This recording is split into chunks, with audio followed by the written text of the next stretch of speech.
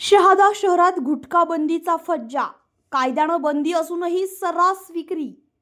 राज्यामध्ये गुटखा बंदी लागू असताना मात्र सर्वच ठिकाणी सर्रासपणे गुटखा विक्री जोमात सुरू आहे। यावर अंकुश नक्की कोणाचा हा सवाल सध्या भेडसावत असताना मात्र गुटखा माफिया जोरदार कमाई करताय। शहरामध्ये गुटखा माफियांचे नेटवर्क ट्रॉल, शहरात भाजी मंडई, बस स्थानक, डोंगरगाव, स्टेट बँक चौक, शहरातील गल्लोगल्ली, छोट्या मोठ्या पानटपरी दुकानात होते डिलिव्हरी बॉय मार्फत गुटख्याची पोहोच।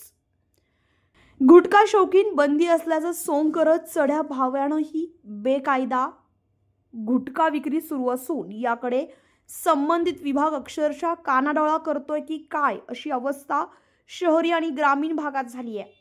एका बाजूला गुटखा बंदी तर दुसऱ्या बाजूला खुलेआम गुटखा विक्री।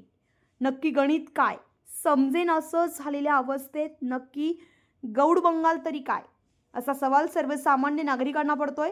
अगदी छोट्या छोट्या व्यावसायिकांकडून गुटखा खाणाऱ्या नागरिकांची लूट होते आणि याच गुटख्याची खुलेआम विक्री म्हणजे नक्की आंधळं दळतंय आणि कुत्रं पीठ खातंय अशीच काहीशी गत झाली आहे।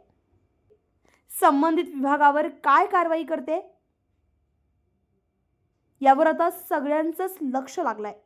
बेधडक मी Marathi news, bureau report, Shahada.